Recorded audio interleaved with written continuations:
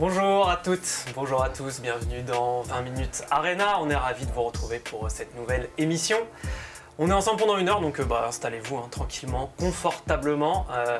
On est ici pour parler football cette semaine, biathlon un petit peu, handball. Et il y aura des petits jeux aussi, rassurez-vous, avec la fine équipe qui m'accompagne, ceux qui font le sel de cette émission tout simplement, les journalistes du service des sports de 20 minutes. Salut messieurs. Salut. Bonjour. Emeric, comment ça va? Je te sens pleine balle. Taquet, plein de choses à dire et comme dit Luis Enrique, c'est très yoli cette émission. C'est très ça me va droit au cœur. Bah, voilà. Comme le dit le proverbe. William, quelque chose à ajouter sur cette belle déclaration? J'ai juste fait l'imitation de Leclerc là, sur Luis Enrique. Ouais, Ok, d'accord. Tu peux la refaire ça, parce que là. j'ai mal entendu. Non, c'est bon, j'ai pas envie d'avoir des problèmes. J'ai cru que c'était un accent. Ouais. Mais non, comme le dit le proverbe, tu te souviens pas de ce carrément. reportage de tout le sport C'était mythique, effectivement. Et Antoine, qui est forfait de dernière minute Tout à fait. sur la dernière émission, ça va bien remis. Ça va mieux. El tiempo le dará la razón, comment dire. T'as vu qu'on va tout faire en espagnol aujourd'hui? Comme disait ce cher Marcelo. Oui. Voilà, tout va bien. Écoutez, ravi de revenir. Eh bien, re-bienvenue. Merci. Antoine et tout le monde est en place. Eh ben, on va pouvoir y aller pour la première séquence de cette émission. Allez, c'est parti, tout de suite. Et oui, un petit quiz, bien sûr. Pour se mettre en jambe, prenez vos buzzers, mais ne buzzez pas abusément. Je vous vois venir. Ce quiz consacré aujourd'hui au biathlon, bien sûr. C'est pas celui qui marche parce que moi je vais pas répondre. de toute Test pour voir. C'est bon. Consacré au biathlon, évidemment, ce sport qu'on aime tant sur 20 minutes. Première étape de Coupe du Monde, donc en ce moment même à Östersund, en Suède. Première étape qui a plutôt bien commencé pour l'équipe de France de manière générale, puisque victoire sur le relais féminin, victoire sur le relais mixte, et puis 2 autres podiums aussi. Donc, Après, il n'y a que 3 pays qui participent, donc c'est plus facile à... T'as oublié, Commencez pas à être anti-français, monsieur. Tu vas voir ce quiz, tu vas voir s'il y a que 3 pays qui partent. t'as oublié sur les bonnes nouvelles, pas de retrait bancaire intempestif. Tout à Ni de fait. carabine modifiée. Normalement. Le groupe vit à peu près bien. Pas qu'on sache en tout cas. Bon, on joue ou pas? Oui, Allez, pardon. chaud. Jouons au ski carabine. On commence avec les basiques, de la connaissance biathlon pure et dure. Ça c'est pour toi, Emeric, je sais. Qui, ce sera mieux après. Oh, pour un con à chaque fois. Qui peut me citer dans l'ordre les 3 hommes qui ont le plus de victoires en Coupe du Monde? Björn Dahlem, Poiré et Tarjei-Bø. Johannes Bø, pardon. C'est non. Dans l'ordre de toute nationalité. Hein. Oui. Donc, Martin Fourcade. Non. Ok. Emeric, tu veux tenter ta chance? Non. Bon, ça commence. Antoine était bien parti. Johannes Bø, Non. Johannes Bø, Martin Fourcade et Björn Dahlem. T'as le tiercé dans le désordre. Voilà. Ah, c'est pas C'est- mal. Allez, c'est Björn Dahlem on en va dire. 1, non, peut-être, C'est non Björn Dahlem en 1, 95. Johannes Bø en 2, 91. Et Martin, 84. Je vous ai mis un petit... Ah, magnifique. Comment pour les plus jeunes d'entre nous, Ole Einar. Björn Dahlem avec Johannes, puis j'ai mis quand même Martin, parce que bon... Qui avait marqué dans le temps additionnel aussi face au Bayern Munich. Tout à fait, Ole Gunnar Björn Dahlem. Jean-Michel mélange tout. La 2. Là, on va voir si vous avez de la ressource. La bœuf. J'étais parti du principe que vous aviez bon sur la première, mais... Putain, déjà celle-là, ok. non, mais après, ce sera mieux, t'inquiète. Ouais, nickel. Je veux la Française qui a le plus de victoires en Coupe du Monde. Putain, merde, il y en a 2 possibles. Sandrine Bailly. C'est Sandrine Bailly. allez oui. là. Combien de victoires, William? Aucune idée. Sandrine Bailly, c'est... 82. Non, 20. Marie Dorin, elle en a Marie Dorin, combien? j'aurais dit. Ouais, Je ne sais pas, mais la deuxième, c'est Julia Simon, 15, et Justine Brezaz, 13. C'est vrai que la nouvelle génération... n'a pas encore quand même beaucoup cartonne. gagné. Enfin, allez, Allez. pour vous récompenser de ces débuts un peu difficiles, une petite surprise à présent, c'est une question en vidéo. Oh. Alors, juste, j'ai appris récemment qu'on ne pouvait pas avoir le son sur l'image, mais on va se la faire quand même. Vous allez voir, juste, regardez bien. The Artist. Regardez bien ces images. Intéressant. C'est à Östersund. Oh, bon sang. Je vais vous expliquer comme C'est ça. exceptionnel. The Spy Who Loved Biathlon. L'araignée qui est... Vous avez, du coup, c'est une parodie donc de James Bond faite Oui. par des athlètes en 2013. Mais c'est un document exceptionnel, je vous promets. Là, je vous ai fait un petit montage juste pour vous montrer un peu ce que c'est. Avec le son. Ding, ding, ding, ding. Avec le son là, ça donne quelque chose de. Oui, j'adore le très bien. biathlon. Donc là, ils sont dans un chalet, mise dans le contexte et tout. Et qui c'est qui arrive en 007? Gilbert Montagny. Non. Est-ce que vous l'aurez reconnu? Simon Fou- Ouais, c'est Simon. Fourcade. Simon Fourcade, voilà. Mais il y a tout le gratin de l'époque, vous allez voir. Avec Martin. Aïe, aïe, aïe. Et donc là, il lui commande, qu'est-ce qu'il lui commande? Une bière. Un martini. Ah merde. Ah Un ouais, Martin. Martin. Mais oui, Un Martin, bien sûr. C'est très bien monté. Hein. Alors c'est vrai que sans le son. Et en fait, il se passe plein de choses. Et on peut pas le savoir. Ah ouais, donc Simon Fourcade, hop, il arrive à se libérer de ses liens. Il va attaquer je ne sais plus comment elle s'appelle. Domracheva. Non. Si, il y a Domracheva dedans. Et là, c'est une scène de bagarre assez improbable. Et lui, il décide de mettre. Ah et du coup, il se Oh là cartonne une Oh, meuf. un quoi. coup de Et pied. là, quoi. et là, attends. Et là, elle lui dit, oh, merci de m'avoir sauvé. Mais who are you? Il dit, je m'appelle Fourcade. Simon Fourcade. Waouh. Mais attends, mais il a Et elle, agressé elle est Dorothée décédée. Avireur. Voilà, c'était ça les Non, images. c'est pas Dorothée Vera. C'est Non, c'est pareil. pas Dorothée Avireur. Magnifique. Je vais voir si vous avez été attentif un peu. Tellement de moyens. Et je vous conseille d'ailleurs de regarder cette vidéo en entier, elle dure 10 minutes. Hein. Ok. Ouais. Oh, super. Je vais mettre ça sur ma to-do list. Qui Noël. peut me dire quel est le biathlète qui joue du piano dans la scène d'entrée? Oh. Alors, juste parce que c'est le seul qui jouait un instrument, Jean-Guy Béatrix. Il est fort. Oh là là. William. Regardez, j'ai un arrêt sur image. Ah bah oui, c'est lui. C'est bien. Oh là là. L'idole d'Emeric quand il était jeune. J'ai les posters, non mais. On l'appelle le Béatrix d'ailleurs. Le Béatrix dans le jargon. C'était Jean-Guillaume Béatrix. Bravo William. C'était juste pour le plaisir de vous montrer la vidéo, en vrai, évidemment. T'as bien fait. Fallait bien trouver une. C'est bien de montrer au public nos faiblesses. On peut pas mettre de son. Mais non, mais c'est. C'est pas des questions de droit. C'était. on Évidemment que c'est du sait pas. Évidemment que c'est pas une question, c'est pas une question de technique. On revient à la piste Quel monde. pour la quatrième. Allez, on Allez. revient à la piste. Plus précisément sur le pas de tir. À combien de mètres la cible est-elle? 50 des athlètes Buzz, sinon ça 50 mètres. 50 mètres, merci. Un point Antoine. C'est vrai que ça fait loin. hein. Question à choix multiple. Quelle anecdote marrante est un jour arrivé à Martin Fourcade parmi ces 3 propositions? A. Il a reçu une cartouche dans le bras lors d'un entraînement d'Émilien Jacquelin hauteur debout. B. Il a reçu un César d'honneur pour son interprétation du scribe Otis en 2020 à Ruhpolding. Rappelez-vous. Je crois pas que ce soit. Oui, on l'a. Ça, je suis peut-être nul, mais je l'ai.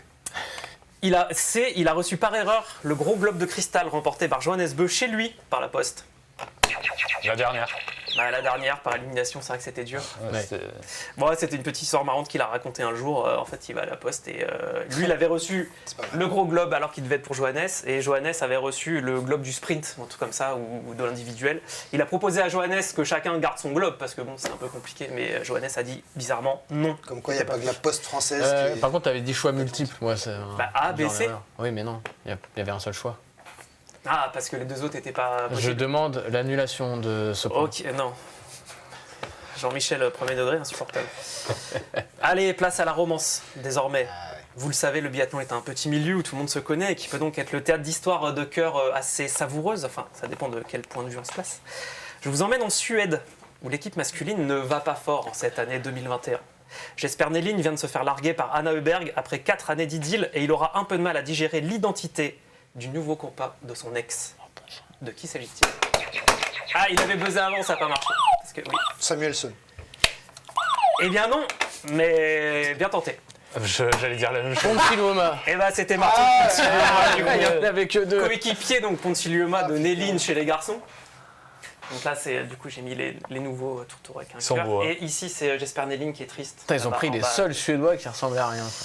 Chut, pas le physique. Et alors si vous, pour la petite histoire, sachez que ce bon Jesper n'a ensuite retrouvé l'amour avec non Elvira pas, Heuberg. non pas Elvira. Et j'attendais que quelqu'un le dise, c'est très bien Antoine. Non pas Elvira bien sûr, la sœur d'Anna. Mais Fanny Johansson, qui n'est autre que l'ancienne petite amie de Martine Pontilioma. Ah oui. C'est pas du tout toxique, c'est ça qu'on aime. Un petit milieu. On ne fera pas de Et dans AB Productions, ça aurait fait un carton. C'est au carton. Eh oui. Dernière question, allez. Allez. En quelle année le biathlon a-t-il commencé à être diffusé sur la chaîne L'Équipe? Oh, on va dire 2014. Non, 2017. il avait buzzé juste avant. 2017. Non, 2016. non. Plus après. Putain, vous 18, vous 20. m'avez tout fait quoi. Vous avez fait 2014, 2016, 2017. Ah, c'était 2015. C'était 2015. Ah, ça va. J'ai quand même mis Sarah Bidon. l'immense Bessaoud Bentarki, l'homme qui faisait 9 heures d'antenne par jour Bien sûr. pendant Pour dire que tout est 8 mois fabuleux, d'affilée en plus. sur la Avec chaîne L'Équipe. toujours le sourire. Ouais. Quelle Quelle capacité. belle 10e place de nos Françaises. On se retrouve pour l'après-course avec Alexis Boeuf. Et c'était Martin Fourcade à l'époque qui avait poussé pour que ce soit sur une chaîne gratuite. Et il avait Et dit, on parce l'en que c'était sur remercie. Eurosport, parce qu'il voyait que ça cartonnait en Suède, en Norvège et tout, et donc il avait été tapé un peu à la chaîne, et c'est la chaîne L'équipe qui avait mordu, et ils ont bien fait parce qu'ils réalisent des audiences de malades. Chez lui, il y a régulièrement, il y a beaucoup de courses qui Non, dépassent ça le cartonne. million de téléspectateurs, alors qu'il y a 700 personnes qui font du biathlon en France. Enfin, voilà. C'est quand même assez incompréhensible. Joli succès, Je supporte bravo. à la télé. Merci. Bravo messieurs, franchement votre culture biathlon vous honore encore une fois. Pour une fois. Allez, on va Tracter. troquer, c'est bien aussi. Allez. Troquer la carabine contre la grosse balle orange. Maintenant avec une rencontre. La semaine qui s'est déroulée la semaine dernière entre plusieurs grandes stars du basket. Je ne vous en dis pas plus pour l'instant, juste on regarde, on en parle après. Salut 20 minutes, on est au playground du Champ de Mars. Moi c'est Steph Kurkuma. Et moi, c'est Létron James. On va affronter deux joueurs des Harlem Globetrotters qui se fait de mieux sur la planète basket freestyle. Ace Porter et Wham Middleton pour les 100 ans des Harlem Globetrotters qui seront en tournée à Paris en mars 2026. Bon, ils vont nous cuisiner bien comme il faut, mais on vendra cher notre peau. Le basketball français face aux Américains.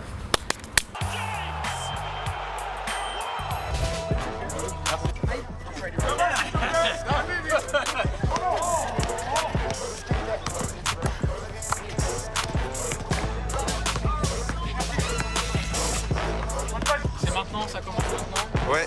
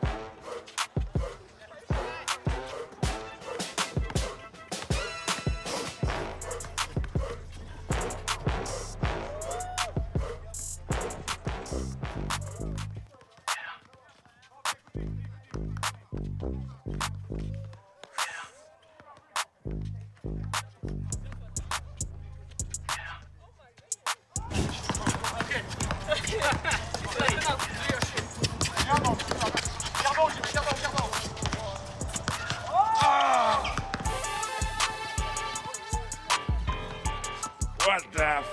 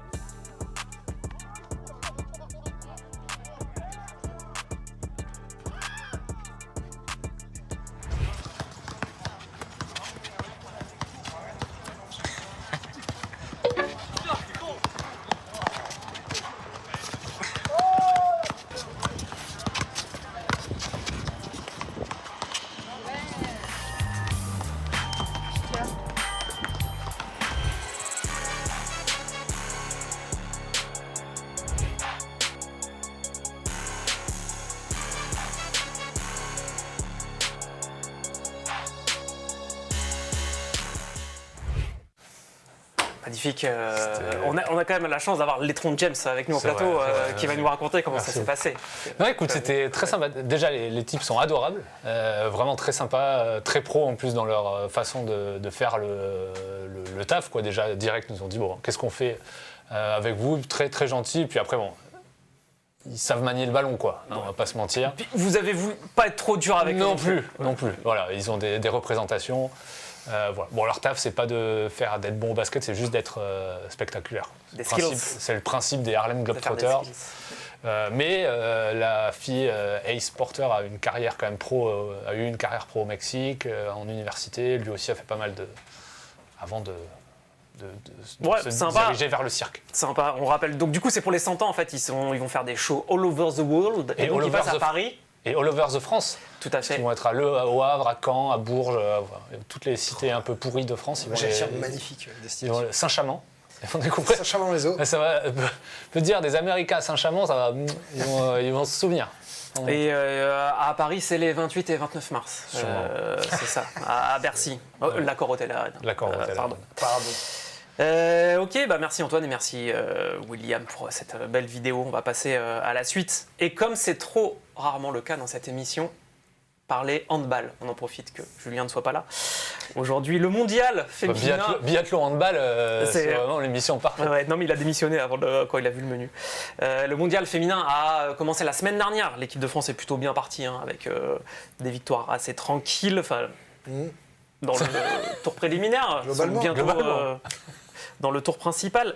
Mais en fait, léger problème dans cette compétition, c'est qu'on comprend absolument rien au format de ce mondial. Heureusement, le professeur Parenstein, que je vais vous faire découvrir, après des années de recherche, est aujourd'hui en mesure de nous l'expliquer, ce format. Des recherches qui lui ont valu la médaille Field, au passage. Michel Field. Il a fait un détour par notre émission pour nous présenter tout ça. Et voilà, vous allez voir après, ce sera clair comme de l'eau de roche. Professeur, si vous voulez bien, approchez s'il vous plaît. Tout à fait, j'ai perdu ma moustache. Oh là là là là, je suis plutôt jeune moi. Oh là là là. Bonjour. Alors, professeur Parenstein, comment ça marche, écoutez-moi, cette Coupe du Monde? Eh bien c'est très simple, c'est très simple, comme nous allons le voir sur ce tableau, qui fonctionne visiblement très bien. Comme la Et il est un peu vieux aussi. Voilà, c'est très simple. Voilà. Bon, je dois admettre que moi-même, sans l'aide d'agents d'entretien surdoués de l'université Paris-Saclay, j'aurais pas tout pigé. Pareil, qui s'appelait Guillaume Chassan, je crois. Il a résolu l'équation entre deux coups de serpillère et puis il s'est barré.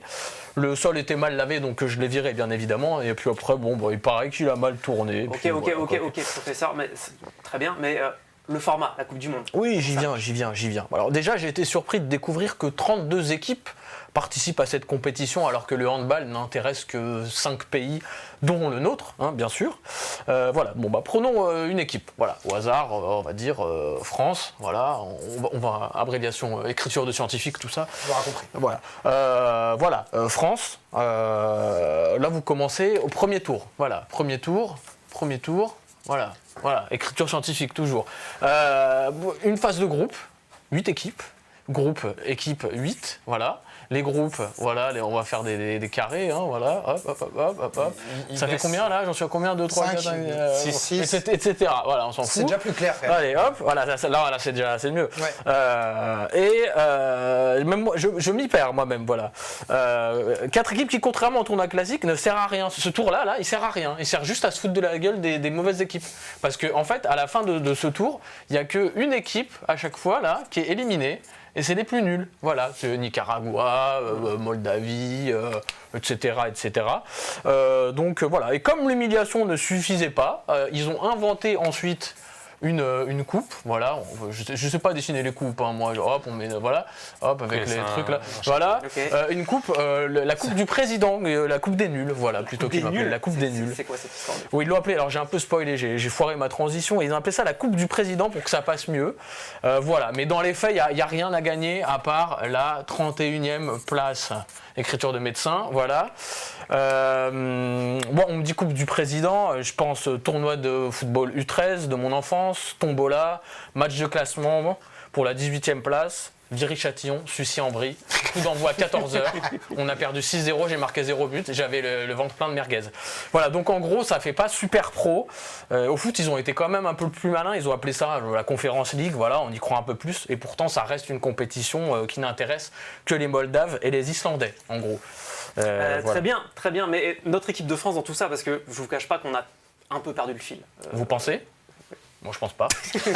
Voilà. Bon, ok. L'équipe de France va passer le tour principal. Parce que après ça, hop, qualifié, tour principal en TP. Voilà. Tour principal. Le tour principal, c'est quoi? Bonne question. Les qualifiés du groupe A, croisent les qualifiés du groupe B et les qualifiés du groupe. Je connais plus l'alphabet. Du groupe C, hop, ils affrontent ceux du groupe D, etc., etc. Encore une grosse marque par contre de respect envers les derniers de groupe, les nuls, c'est que en fait la particularité, c'est qu'on compte les points du tour précédent. Donc là, hop, mais on enlève les points contre les équipes nulles. Voilà. Donc, on ne sait pas à quoi elles servent les équipes nulles dans ce tournoi. C'était juste pour faire le nombre. Voilà. Bon, bref, comme je disais, tour principal, les équipes se croisent. Et c'est là où ça devient dangereux parce que comme disait... Vous pouvez faire sur une autre feuille, monsieur? Comme disait... alors se croisent là, voilà, A, B, comme disaient mes confrères Ghostbusters, on ne faut jamais croiser les rayons. C'est dangereux de croiser les rayons parce que là, vous pouvez créer une faille spatio-temporelle. Voilà, et c'est là où ça devient très très dangereux parce que tout devient possible, comme affronter une équipe composée d'extraterrestres façon Space Jam. Je ne sais pas si vous avez vu ce superbe œuvre cinématographique. Et là, pour gagner contre cette équipe d'extraterrestres, parce que sans Bugs Bunny et ses habits, déjà que Grâce Zadie n'est pas là, ça va être compliqué. Qu'est-ce que vous racontez? Franchement, on comprend Tout le monde s'y comprend. rien. La faille de GTA San Andreas. On comprend rien. Il est temps pour moi d'être honnête. Je ne suis pas professeur. Première nouvelle. J'avais une blouse blanche. C'était mon habit du côté de Sainte-Anne. Je suis devenu fou en essayant de déchiffrer ce tournoi Je sais même pas quoi dire sur ce tournoi. Je suis resté coincé pendant 50 ans dans la matrice du tour principal que je n'ai jamais réussi à déchiffrer. Personne n'en est jamais sorti à part moi. Toutes mes équipes, tous mes amis, ils sont restés. Si vous tenez à votre vie, si vous tenez à votre santé mentale, ne commencez à regarder le handball qu'à partir des demi-finales. 4 équipes, 2 matchs, tout le monde comprend. Avant ça, vous faites ce que vous voulez, vous regardez du biathlon, des fléchettes, de la pétanque, des matchs de l'OGC Nice si ça vous chante, mais je vous en conjure, n'essayez pas de déchiffrer la Coupe du Monde de handball. Vraiment. Merci. Merci. Merci. C'était beaucoup plus clair. Bah oui, quand même. Oh là là. Tu vas me ranger ton bordel là?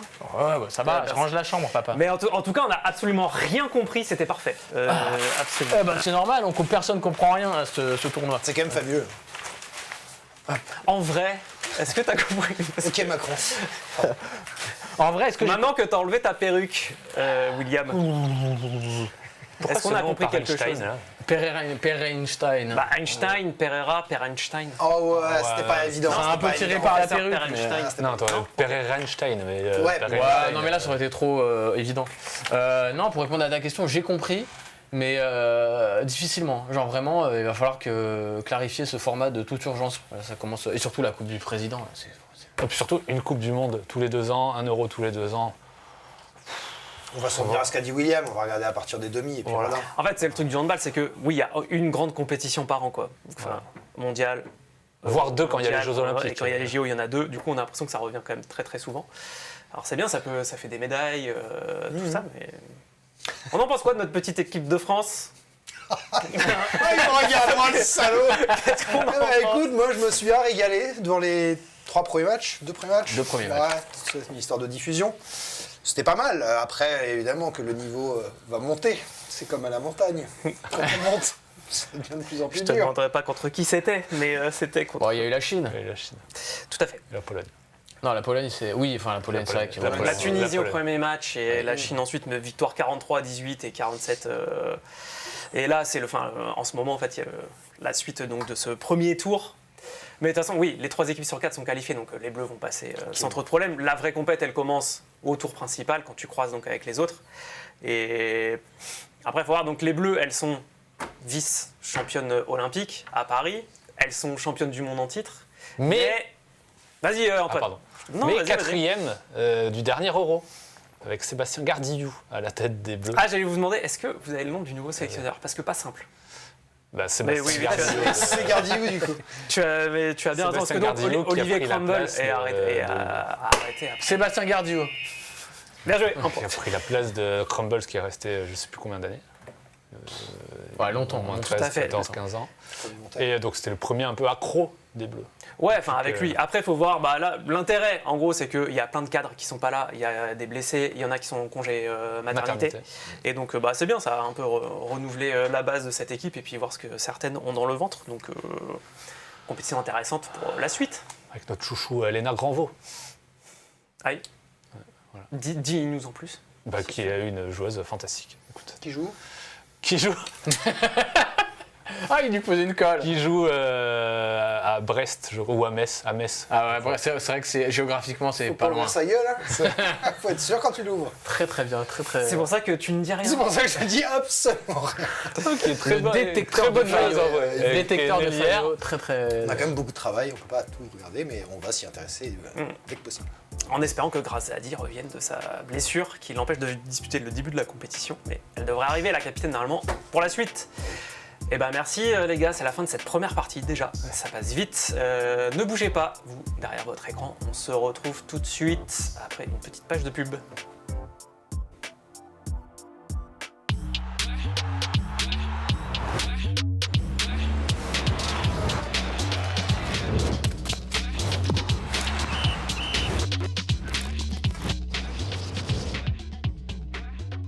De retour sur le plateau de 20 minutes Arena, bienvenue si vous nous rejoignez seulement maintenant. Vous en avez l'habitude en voyant la perruque, le maillet. Et oui, c'est l'heure du grand procès de la semaine dans 20 minutes Arena. Et aujourd'hui, cette cour s'attaque à un dossier très sensible. Vous n'êtes pas sans savoir si vous suivez l'actualité du foot, même d'un peu loin. Voilà, pendant quelques années, le PSG a fait le forcing auprès de la mairie de Paris pour racheter le Parc des Princes. Le but, c'était de faire des travaux d'agrandissement pour avoir plus de revenus.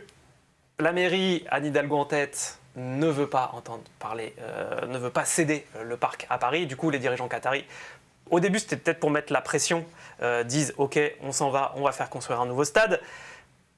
Ça semble quand même maintenant ne plus être, un peu être au-delà du coup de pression. Mais justement, l'objet de ce procès de la semaine est le suivant. Le PSG doit-il aller au bout de sa démarche et vraiment quitter le Parc des Princes pour faire construire son nouveau stade?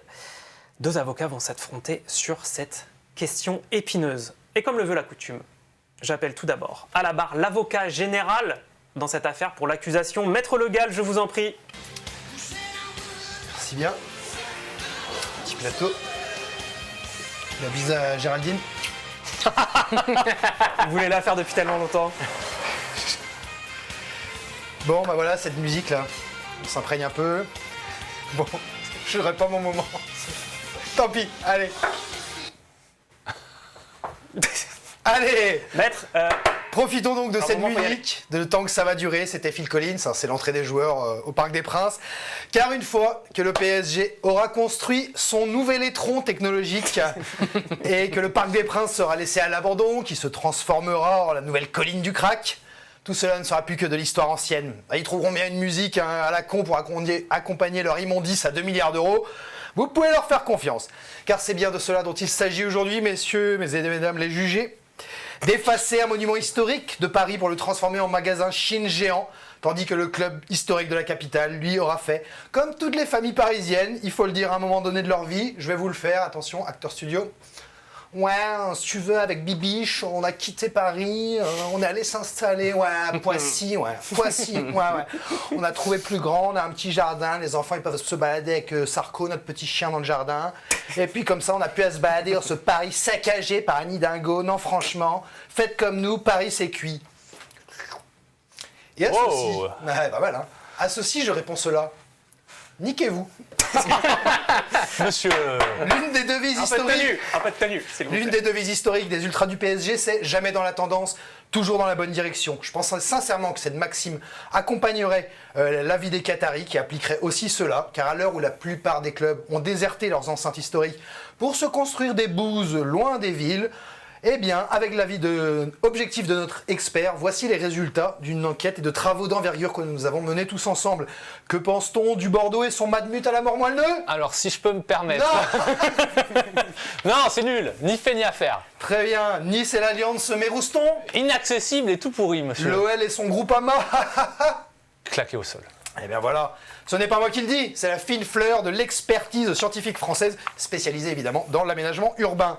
Et alors que toutes ces enceintes pseudo-modernes sont perdues dans des zones industrielles aux allures de coupe-gorge, et je sais de quoi je parle, notamment à Bordeaux, on pouvait se targuer, nous, d'avoir le plus beau stade du monde dans la plus belle ville du monde. Franchement, qui d'autre que le PSG qui peut s'offrir une telle vue de carte postale? Le Parc des Princes, ce vaisseau posé là magnifiquement, avec la Tour Eiffel qui veille sur le club champion d'Europe. Franchement, ça avait de la gueule, ça n'en aura plus. Alors quand tu as axé toute ta communication depuis 2011 sur la renommée de Paris, le côté clinquant, le majestueux de la ville, comment tu peux du jour au lendemain te dire Massi, go bébé, ça me dépasse. Les dirigeants viennent pleurer en disant ouais, Annie Dingo, elle veut pas nous vendre le stade. Frérot, arrête de nous jouer de la flûtine à bec, on sait très bien, la mairie te propose un bail amphithéotique de 99 ans. 99 ans à l'échelle de l'humanité, à la veille de l'extinction des hommes, dans les faits, c'est comme si on te filait les clés de la bétaillère, faut pas nous prendre pour des neuneux. D'autant que leurs calculs ne sont pas bons, excusez-moi.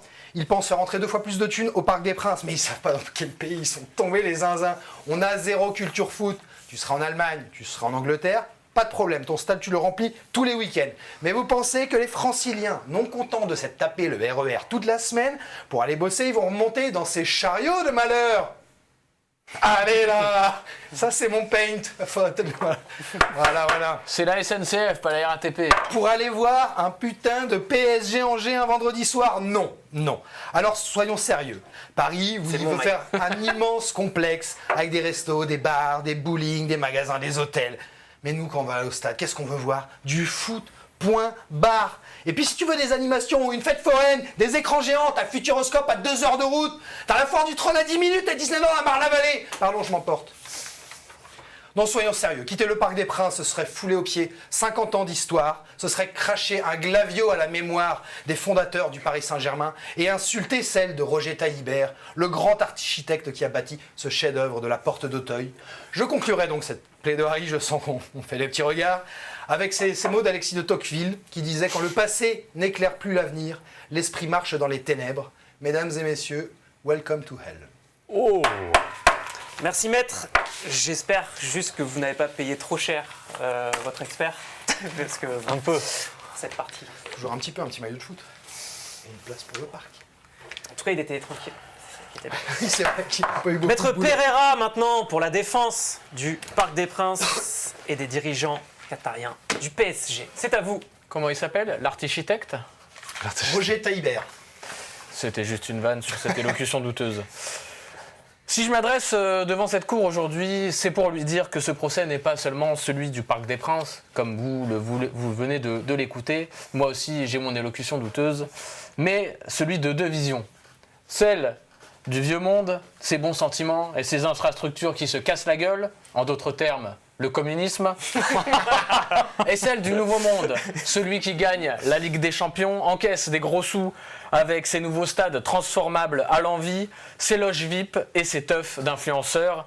Imaginez seulement le divertissement que pourrait proposer Lena Situation pour ses 40 ans en 2037 sur la pelouse du nouveau stade de 80 000 places au Paris Saint-Germain. Imaginez, oui. Non pas que je sois un grand fan de ces nouvelles idoles, je ne suis ici qu'un boomer parmi tant d'autres, mais il faut se rendre à l'évidence. Tout ce cirque fait désormais partie du foot. Hashtag, le football il a changé. Le pognon a gagné la partie, donc pour continuer à gagner des titres, pour continuer à rester dans les clous du fair play financier, sans trop bidouiller les comptes du club, il faut maximiser les recettes. Point barre. Et ça passe donc par un nouveau stade, plus grand, plus fonctionnel. L'ère des pétrodollars du Qatar est sur le déclin, on l'a bien compris. Les droits TV domestiques ne rapportent plus rien, à cause notamment du Vincent Labrune Circus, sans parler de la taxe Zuckman qui menace notre économie. Hashtag, en France on n'aime pas la réussite. Le PSG doit donc réinventer son modèle économique. Ce projet de nouveau stade avec une ouverture dans un horizon de 10 ans est donc, pardonnez-moi de le dire, tout ce qu'il y a de plus naturel dans le microcosme du sport de haut niveau et du football. Et j'appelle à la barre mon expert, mon Alain Bauer personnel, comme j'aime l'appeler, pour appuyer mon propos.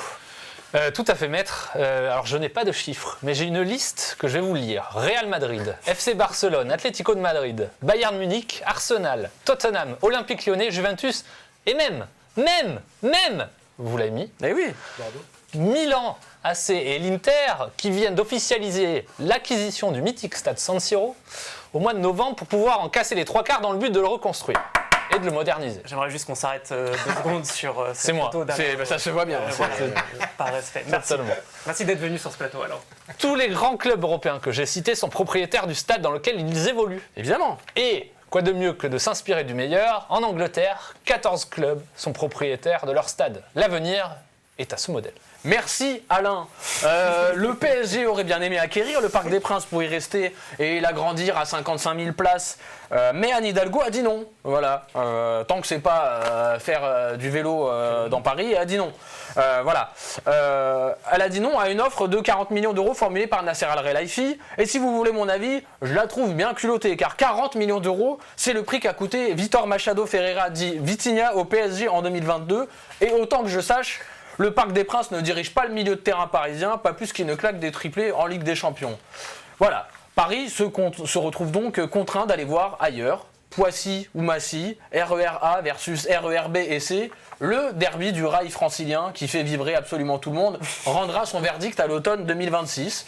Dans les deux cas, le projet sera, je le répète, global, moderne. Les dirigeants du PSG ont visité plusieurs installations dernier cri, avec pelouse rétractable pour passer en mode salle de concert, restaurant, centres commerciaux, hôtels, vaisseau spatial, etc.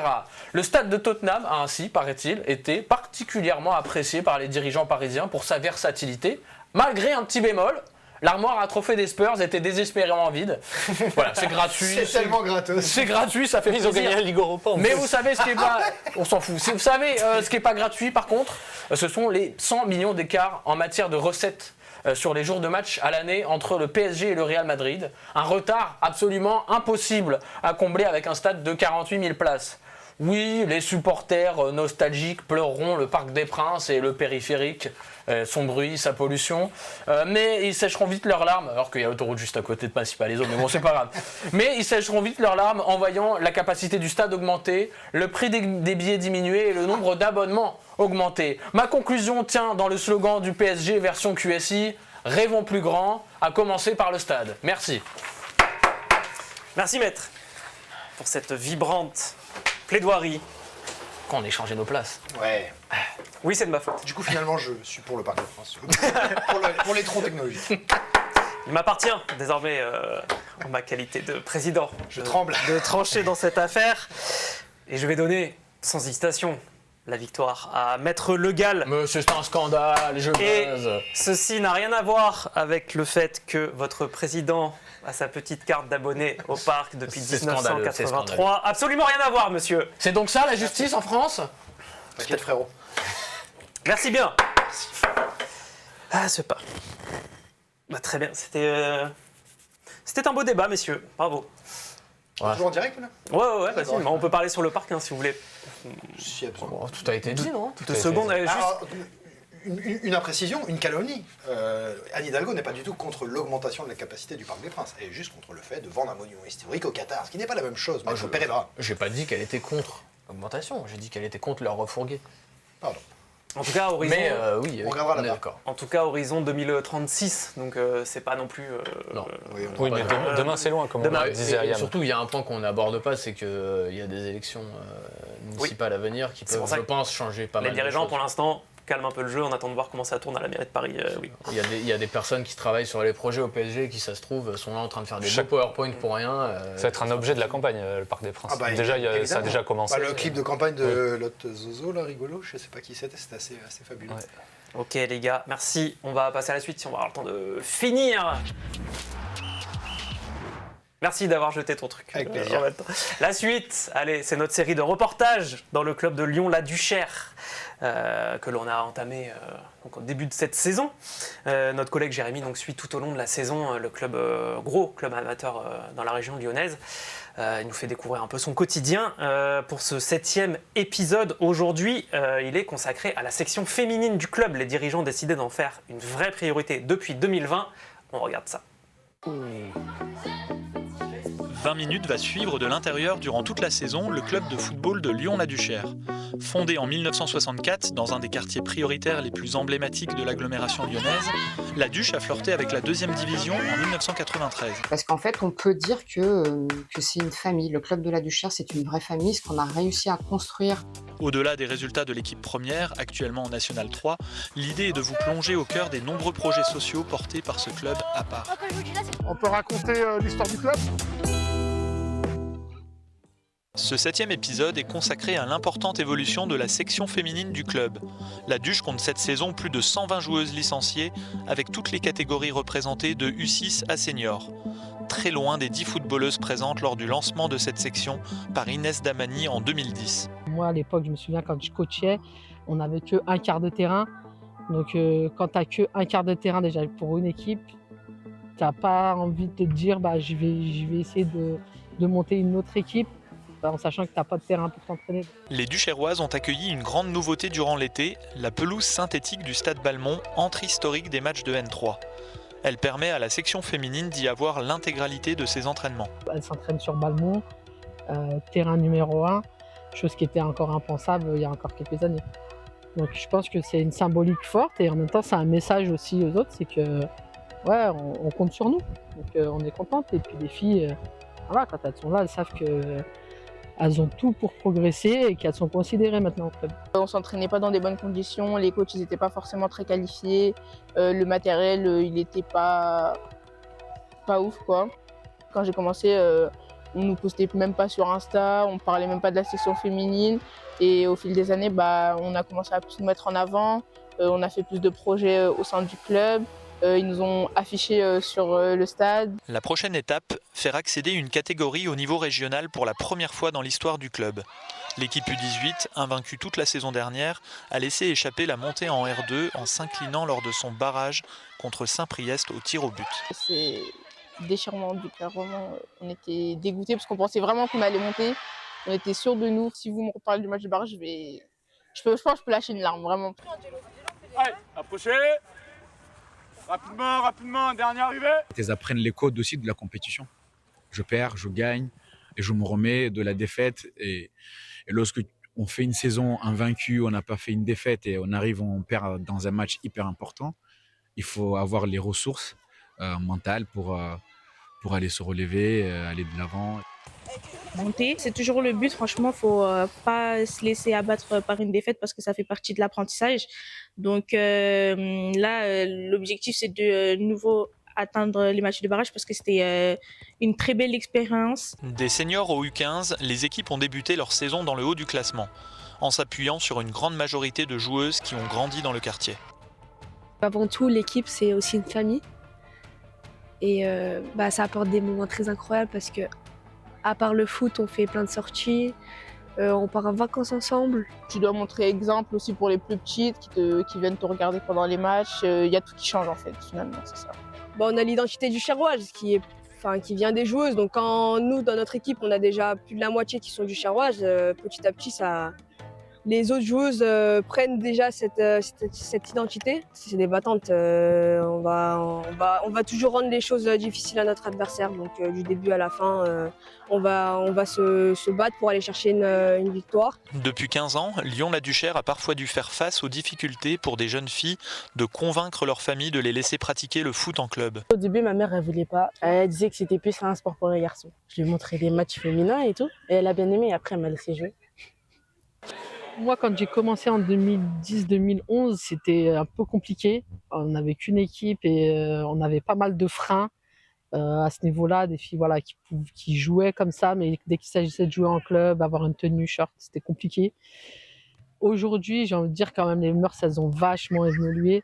Et on a moins ce côté-là. Alors peut-être qu'on l'a encore un peu, mais en tout cas, elles ne se fait pas ressentir. Aujourd'hui, quand elles ont envie de jouer au foot, elles savent qu'elles peuvent venir au club sans problème. Depuis la rentrée, des formateurs de la Duche proposent des initiations au football dans les écoles du quartier. L'objectif, déclencher des vocations chez les filles dès le plus jeune âge. Et c'est vraiment pas évident parce que il y a beaucoup de parents qui sont réticents à l'idée d'inscrire leurs enfants au foot. Et comme les filles elles continuent de dire ah, maman j'ai envie de faire du foot, papa j'ai envie de faire du foot, et va l'inscrire à 13 ans. Sauf que ça fait 5-6 ans que la petite elle veut le faire. Donc c'est pour ça qu'on s'est rapproché des écoles. Lyon-la-Duchère espère que cette stratégie se révélera payante afin de poursuivre la montée en puissance de sa section féminine. Dans le prochain épisode, 20 minutes se penchera sur la belle aventure en Coupe de France du club, qualifié pour les 32e de finale. Et ces 32e de finale, ce sera contre Toulouse. Et oui, ça va être une sacrée fête, on imagine, de recevoir une Ligue 1. On verra ça dans le prochain épisode. Messieurs, merci Jérémy pour cette vidéo. Allez, il est l'heure de passer à la dernière séquence de cette émission. On ouvre les archives. Comme à chaque fin de numéro, parce que voilà, on aime bien ça. Donc, avant la fin de cette émission, je ne pouvais quand même pas vous laisser partir sans vous rappeler un petit détail. Lens est en tête de la Ligue 1, je répète, le RC Lens. Et Laval, on est où? Pierre Sage, si tu nous écoutes. Comme ça, Pierrot, merci. C'est vrai que c'est beau. Ce n'était pas arrivé depuis 13 ans, 18 ans. Depuis 2004, Lens en tête. Et oui, fin août 2004. C'est un petit événement donc. Et nous allons donc jouer avec le football en 2004. Mais oui, et pourquoi pas? Oui et non. J'ai cru la compo du RC Lens en 2004. J'ai failli. Haroun a dit Prenez vos buzzers. Ce que j'allais dire, le premier que tu disais. Je suis mort. Prenez vos buzzers. Première question. Pédron. Qui était l'entraîneur de Lens à ce moment-là? Non. Giroud. Non. Pas loin. Pas passé mais... longtemps. Il est pas resté assez longtemps. Sikora? Non, c'était après. Waouh. Wallem, c'est après aussi. Indice. Il a longtemps entraîné à l'Est. Ah merde. Je vais dire Bop. Vice-champion de France 98. Entraîneur du FC. De l'époque. Non. Mais non. Roland Courbis. Mais non, l'entraîneur de Metz en 98, c'est qui? Oui, c'est ça. Oh, Allez, je vous Joël le donne. oh oui, oh oui, Merci. attends. C'est ça? Joël Muller. Ah oui. Joël Muller, putain. La mule. Mais oui. Joël Muller avec Gervais. La mulance. Punaise. Là, ils sont pas premiers au Muller. classement, là. Quel charisme. Putain, je l'avais oublié. Ouais. Juste quand même, donc ils sont en tête parce que fin août, après 2 victoires et un nul, après quand ils sont en tête, 12 matchs, jusqu'à fin novembre, ils gagnent plus un match et Muller se fait virer en janvier. Et Francis Gillot arrive. Ah, Gillot. Allez, la Un autre avec deuxième. du charisme. Qui termine meilleur buteur de Ligue 1 cette saison-là? 2004-2005 donc. Si c'est. Non, Paoletta. non. Paoletta est 3e. 2004, 2005. Les deux premiers sont pas si faciles. Après, il y en a un, il marquait beaucoup à ce moment-là. D'une équipe moyenne, pas d'une d'une des grandes équipes. À l'Ouest, le Stade Rennais. Chabani Nonda. Non, il était déjà parti. Alexander Frey. Oui, oui, merde. Alexander Frey, bien vu. Et c'est qui à côté? Est-ce que vous êtes bon? C'est. Il a joué à Montpellier. Oui. Guichot. Non. Non. Olivier Sorlin. Sorlin. Oui. Donc Alexander Frey qui met 20 buts cette saison-là devant Mika Pagis, 15 buts et Paoletta 14. Oh là là, j'arrive pas à situer. 2004, c'est. Ouais, non, c'est fou. Hein. Bah en fait, pour 2004, c'est juste la saison d'après 2003. Drogba. Non mais Drogba et l'OM. Donc c'est 2004-2005. Oui, 2004-2005 parce que non. Tout le Non mais quiz- après tout le le quiz. quiz. Non, le quiz c'est le foot en 2004. Ouais, vous allez voir, vous allez voir. Ouais, c'est qui a gagné. Parlons maintenant des Bleus. J'aime bien cette question. Après un Euro 2004 raté, un nouveau sélectionneur a pris la main, Raymond Domenech. Le 18 août, c'est son baptême du feu contre la Bosnie-Herzégovine. Un magnifique match nul, un partout au stade de la Route de Lorient. J'ai failli vous demander la compo parce que ça vaut le coup, croyez-moi. On est sur un 3-5-2 assez immonde avec Evra et Mendy, Bernard Mendy en piston. Et un milieu de terrain Mavouba Pedretti Roten. Non, donnez-moi plutôt le nom du buteur français ce jour-là. Il s'agit de son seul but en équipe de France. Indice, il vient de signer cet été-là à l'OM. Il n'aura plus que 3 sélections ensuite, donc c'est vraiment carrière... J'allais dire Chirou. Non, c'est un attaquant. Ah, Un attaquant qui vient de signer à l'OM, plus connu pour ses années lyonnaises. Et là, à l'OM, ça se passe mal. Ensuite, il est prêté à Auxerre. Florian Maurice. Non, bah, Il est prêté à Levante. Et joli rebond en PSG. Il est au PSG en fait 5 ans juste avant la période de QSI. Ah, Louis Ndoula. Peggy Peggy. Ndoula, bien joué, merci Antoine. Mais c'est pas. Mais j'ai un Regardez-moi gros cette belle problème brochette, de... Oh, moi je cherche même pas. On a tout le monde là, Galas, Henry, Abidal, Skilacci, Louis Ndoula, ça je pense que c'est Roten. Regardez-moi les chaussures de l'époque, magnifiques, les 90 là. 2004, Raymond Domenech, le début d'une belle aventure. Ouais. Bah, J'ai marqué tous les points. Ouais, t'as marqué tous les points, oui, c'est ça. De toute façon, il y a qu'Antoine qui saura quelque chose ici. en décembre, c'est pas rapide non plus. En mais décembre c'est vrai 2004, Canal+ remporte l'appel d'offres pour la diffusion de la Ligue 1 pour la période 2005-2008 face à TPS. Est-ce que vous vous souvenez pour quel montant? Parce qu'il est supérieur au droit actuel. 350 millions. Joli pactole à l'époque, plus que ça. 400 millions. Plus que ça. 650 millions. Presque 600. C'était sur 3 ans, 1,8 milliard à l'époque. La hausse, elle est hausse de 62% par rapport à c'est là que ça le précédent. C'était pas ça la question. À qui doit-on ça, autrement dit, qui était président de la Ligue à ce moment-là? Thierry. Oui. Ah, c'était déjà Moustache. C'était juste pour le plaisir de mettre cette magnifique. On l'embrasse parce qu'on l'aime beaucoup. On l'aime beaucoup, Fredo. Très gentil, très gentil. Ouais. Vincent, ça c'est un président. Ouais. Check ça, le gros. Non, mais joli tour de force quand même d'en arriver à. C'était lui qui s'était excusé auprès du PSG pour un arbitrage douteux. Oui. Pardon, monsieur. Excuse for this terrible arbitrage. Je voulais dire un truc comme ça. Allez, 5e, on essaye d'aller au bout. Ouais. Quel est le plus gros transfert foot international de cette année-là? 2004. De 2004. Oh, ça doit être une vente de Porto à Chelsea. Ça concerne un club français. Non, même pas. C'est pas ouf, le montant est pas ouf. De toute l'Europe? De toute l'Europe, cette année-là. Ça concerne un club français. Drogba à Chelsea? Oui, Drogba à Chelsea, tout simplement. 38,5, c'est pas énorme. Hein. Juste devant Rooney, qui passe cette année-là. Everton-Manchester. De Everton à Manchester pour 37. Allez, petite question. Ligue des Champions. L'histoire a retenu la finale de l'ASM, bien sûr, mais la grosse équipe à l'époque, c'était l'OL, qui devait aller loin normalement. Est-ce que vous vous rappelez contre qui perd l'OL? C'est Émeric d'abord. PSV? Non. C'est en quel du coup, là, c'est la Ligue des Champions de 2004. Ouais, mais c'est. 2003-2004. Quand Monaco fait. Normalement, tu aurais dû le deviner. Mais oui, non, Porto, ok, c'est 2003-2004, oui, Porto. Ah, voilà, je savais bien que tu l'aurais. Ah, oui. Ils perdent contre Porto. Ils perdent 2-0 là-bas à l'aller. Ils font 2-2 au retour avec un doublé de Maniche. Maniche et Deco, ils avaient été exceptionnels.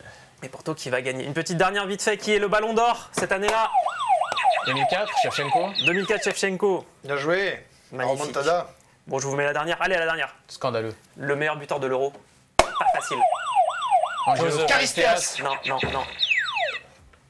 Moi aussi, j'aurais répondu Caristeas. Milan Barros. Milan Barros, oui, magnifique. C'était où en 2004? C'est l'Euro, ouais, ils font demi-finale. La République tchèque cette année-là, c'est une équipe de dingue. Ils sont volés. Kohler, Rosicki, Poborski. Ils nous battent. La finale qu'on aurait eue. Portugal, République tchèque. On va devoir se quitter, regardez. Heureusement. Merci messieurs. C'était un plaisir. Merci à toi Nico. Merci à tout le monde à la Réal. Merci à vous d'avoir suivi cette émission. On se retrouve très bientôt. Ciao. Sur 20 minutes TV. Ciao. Salut. C'est génial.